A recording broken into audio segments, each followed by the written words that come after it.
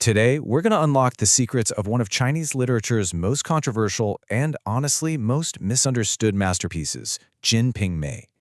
I mean, this book was written almost 500 years ago, and scholars are still calling it a work of genius. So, let's find out why. For most people, its reputation is all they know. They've heard it's this incredibly explicit book. Maybe they've even seen it referenced in films like The Handmaiden as the ultimate erotic text. But you know what? That's only a tiny piece of the puzzle, and frankly, it's pretty misleading. To really get what this book is all about, we have to put it in its proper place in literary history. So, you might be thinking this was some kind of scandalous underground text, right? Not at all. Jin Ping Mei is actually considered one of the 4 great classical novels of its era. It's right up there with these absolute giants, stories of war, heroes, and gods that are the bedrock of Chinese literature. And here's a cool fact. It actually started life as a spin-off. Yeah, it took this one minor, juicy subplot from the famous novel Water Margin, all about a femme fatale named Pan Jinlian, and just blew it up into its own sprawling, standalone story that is way, way darker and much more realistic. But that begs the question, right? Why was a novel all about raw, unfiltered human desire written at this exact moment in time? Well, the answer lies in this massive philosophical shift that was totally shaking up Chinese society. So for centuries, the dominant philosophy was Neo-Confucianism. The core idea was that to become a moral, enlightened person, you had to suppress your worldly desires. But then, this revolutionary new way of thinking called Yang Mingism came along, and it basically flipped the script. Yang Mingism argued that the human mind itself, with all its messy passions, ambitions, and lusts, was the actual source of truth. So all of a sudden, it was philosophically okay, even important, to write honestly about how people really lived. And Jin Ping Mei is a direct result of this new intellectual freedom. The genius of this novel is even baked right into its title, which works on 2 levels. One is literal, and the other is deeply symbolic. Okay, so on the surface, the title is just the mashup of syllables from the names of the 3 main female characters, Pan Jinlian, Li Pinger, and Pong Chun Mei. But that's just the first layer. Symbolically, each of those characters in the title also stands for something else. Jin means gold, for money. Ping means vase, for pleasure and alcohol. And Mei, the plum blossom, represents sex. So the title itself is a secret code for the book's main themes, the corrosive pursuit of money, pleasure, and sex. It's a critique of a society obsessed with desire, hidden right there in plain sight. And believe me, this novel does not pull any punches when it's exposing the brutal realities of its time. Its most shocking critique is aimed squarely at the practice of foot binding. This practice, known as genjuk in Korean, was incredibly painful and lasted for nearly 1,000 years in China. It was all tied up in ideas about beauty, social class, and the absolute control of women. Now remember our main character, Pan Jinlian? Her name literally means golden lotus, and that wasn't just some poetic nickname, it was the specific term for the most perfectly, most desirably bound foot. And how small are we talking? The ideal golden lotus foot was just 9 centimeters. That's about 3.5 inches. Just think about that. This tiny, misshapen foot was considered the absolute peak of beauty and was a powerful erotic symbol for men of that time. So here's the crucial point. By naming its main character after this exact practice, the novel brilliantly weaves together its themes of desire and beauty with a scathing critique of social cruelty and the extreme oppression of women, who were literally crippled for the sake of beauty. So, after all that, why does this nearly 500-year-old forbidden book still matter to us today? The reason Jin Ping Mei endures isn't because of the scandal. It's because it was a groundbreaking work of realism. It was one of the first great novels to just hold up a mirror to society and show the complex, messy, and often ugly truth of what makes people tick. Ultimately, its warning about a world driven by greed and lust is completely timeless. It leaves us with this powerful question that every single society, including our own, has to keep on answering.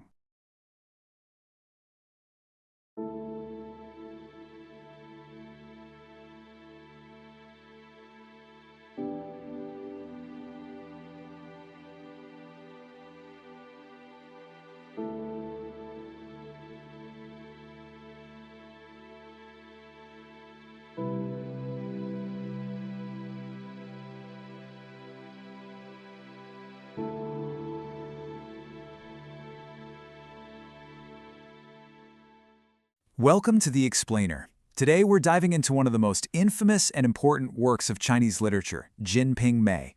Now this is a novel so controversial it was actually banned for centuries, and we're about to find out exactly why. And right there, that quote is the core warning of the entire book. Jin Ping Mei is this sprawling masterpiece from the 17th century, and it's a powerful and often pretty shocking look at what happens when these four things are left to run completely wild. So, at the heart of this whole story are two central figures. Their lives are driven by these exact desires, and they're about to collide in a way that has absolutely devastating consequences. So, let's meet them. Okay, so on one side you've got Xiaoxiaosheng. Just think of him as ambition and appetite in human form. He's rich, he's corrupt, and he's a social climber who uses his power to get anything and everything he wants. And on the other side, Pan Jinlian. She is beautiful, she is talented, but her life is basically a cage. She was sold into this miserable marriage, and she is just simmering with all this passion that has absolutely nowhere to go. You can already feel what a volatile mix this is going to be. Now, Pan Jinlian thinks she sees a way out. Her heroic brother-in-law, Wu Song, the guy famous for killing a tiger with his bare hands, he's everything her husband isn't. So she tries to seduce him. But he is a man of strict principle, and he just flat out rejects her. And that one rejection, it lights a fuse that will eventually blow everything apart. So the hero Wu Song, he gets sent away on a long trip, and wouldn't you know it, a chance encounter, a complete accident, is about to set in motion a destructive and deadly affair. It all starts with a literal accident. She drops a pole from her window and it hits him. But for Ximen Qing, it is lust at first sight. He becomes obsessed instantly, and this is where it all shifts from accident to conspiracy. He gets the greedy tea house owner next door, a woman named Wang Popa, to help. And for the right price, she becomes the corrupt mastermind of this whole seduction. And this is where the cynicism just really kicks into high gear. Wang Papa lays out this 5-point checklist for pulling off a successful affair. I mean, look at it. It is such a cold, transactional way of looking at seduction. And of course, the arrogant Ximen Qing is sure he checks every single box. He agrees to her plan without even a second thought. Well, inevitably, Pan Jinlian's husband, the simple peddler Wu Delong, he finds out. He confronts the two of them, but he is no match for Ximen Qing, who just brutally beats him and leaves him for dead. So now they're trapped. Wu Dalang is badly injured, and they know the fearsome Wu Song is going to return eventually. They're facing certain exposure and, probably revenge. Their solution is as brutal as it is simple: murder. Ximen gets the poison, and Pan Jinlian gives it to him, even smothering her own husband when he struggles for his last breath. With her husband dead and gone, Pan Jinlian finally gets what she thinks she wants: a way into Ximen Qing's massive, competitive, and incredibly dangerous household. So she gets into the household, but just look at where she lands on this list. She is not the main wife, not by a long shot. She is number 5, thrown into this vicious and complex pecking order. This place isn't a home, it's a domestic battlefield, where all the wives are constantly scheming for Ximen Qing's favor and his money. You see, in the Ximen household, power is directly tied to your status and to giving him heirs. So when the 6th wife, Li Pinger, gives birth to Ximen Qing's first and only son, it is a direct, existential threat to Pan Jinlian's already shaky position. Her jealousy drives her to do something just almost unbelievably cruel. And it's not a crime of passion, this is meticulously planned. She actually trains a cat using meat wrapped in red cloth to associate that color with food. Then she just has to wait for the baby to be dressed in red, and she lets the cat loose. The infant is mauled and dies later, cementing Pan Jinlian's reputation for being absolutely ruthless. So while the women are fighting for power inside the house, Ximen Qing's power and wealth are exploding on the outside. But so is his arrogance and his carelessness, which is setting the stage for his own spectacular downfall. Ximen Qing is a textbook case of hubris. Through bribes and corruption, he's managed to become a high-ranking official. He truly believes his money and his connections have made him completely untouchable, totally above any law or any consequence. And his downfall comes directly from the very thing the novel warned about from the start: lust. Pushed on by Pan Jinlian, he takes a massive overdose of a powerful aphrodisiac, completely ignoring a very clear warning. The result is, well, it's grotesque. He dies in agony, a victim of his own insatiable access. And with the man at the top gone, the whole empire he built on corruption and greed, it just proves to be a house of cards. It falls apart almost instantly. His so-called friends loot the estate, The wives are sold off or just scatter, and the whole thing collapses into chaos. And right into the middle of this chaos, a figure from the past returns. It's Wu Song, the tiger killer, the righteous brother, and he's back from exile. And after all this time, he has only one thing on his mind: justice for his murdered brother. He finds Pan Jinlian, who's now been kicked out of the Seaman estate, totally desperate and alone.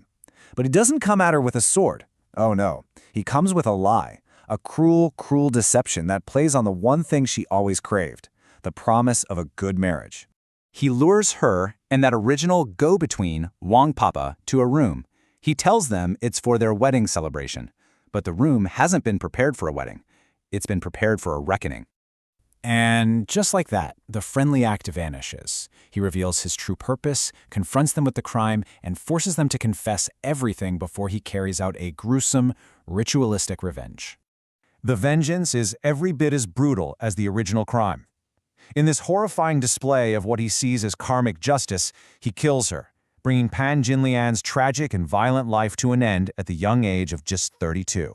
So, on the surface, Jin Ping Mei seems pretty straightforward, right? It's a cautionary tale, a story about the terrible consequences of desire run amok, a stark warning that karma, in its own brutal way, is inescapable. But if you look deeper, the novel asks some much more complicated questions. I mean, there is no denying she did monstrous things. But the novel really forces us to ask, was she born a monster or was she created by the society she lived in? A society that treated her like property, a world that sold her, used her, and offered a woman like her no legitimate path to power or to control her own life. And that is the deeply uncomfortable question Jin Ping Mei leaves us all to grapple with, even centuries later.